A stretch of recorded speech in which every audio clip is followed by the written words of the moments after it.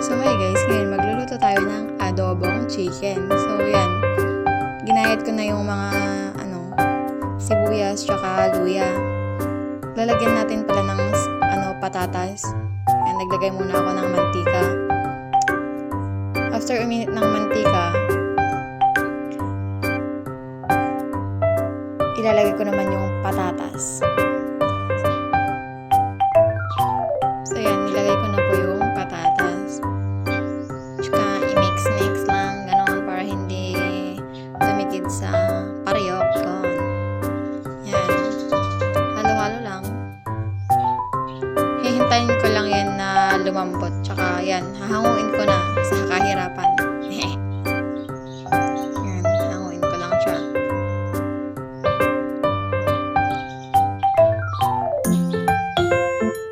Yan. Tapos, yung ginisa ko na yung luya. Tsaka isinunod ko naman yung sibuyas.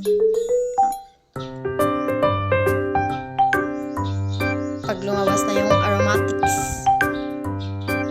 yan.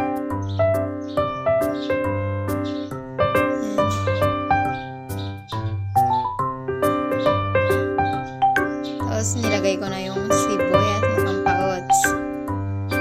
Hintayin ko lang lumabas yung aromatics niya.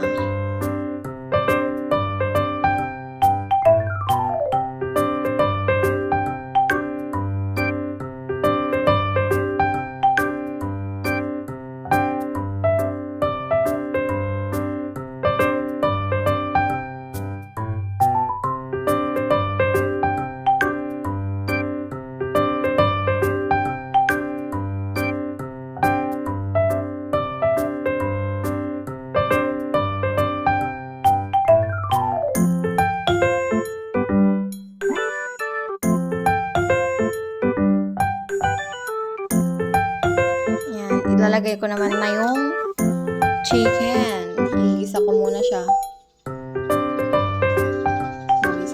Gisa muna. Tsaka i-mix ko muna siya. Ayan. Mix lang hanggang sa mag-brown siya konti. Own recipe ko yan, kaya ganyan. Sariling luto, ganon. Mix ko lang siya hanggang sa mag-brown konti.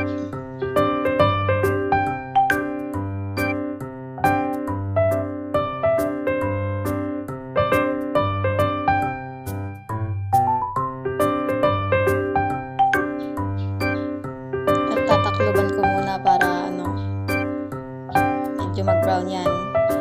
Tapos yung mag-brown, siyempre tatanggalin ko yung takip, baka mekos ko muna. Ganyan. Mekos lang guys.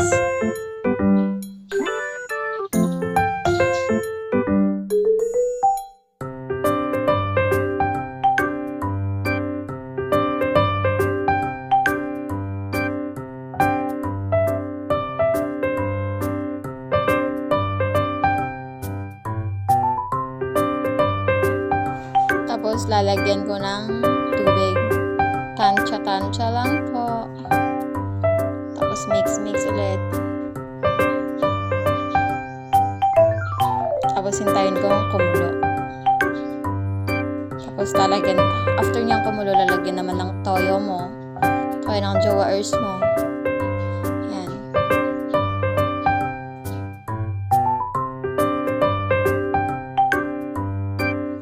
Next naman is yung paminta. Hindi yan pwedeng mawala. Paminta is life. Lifer.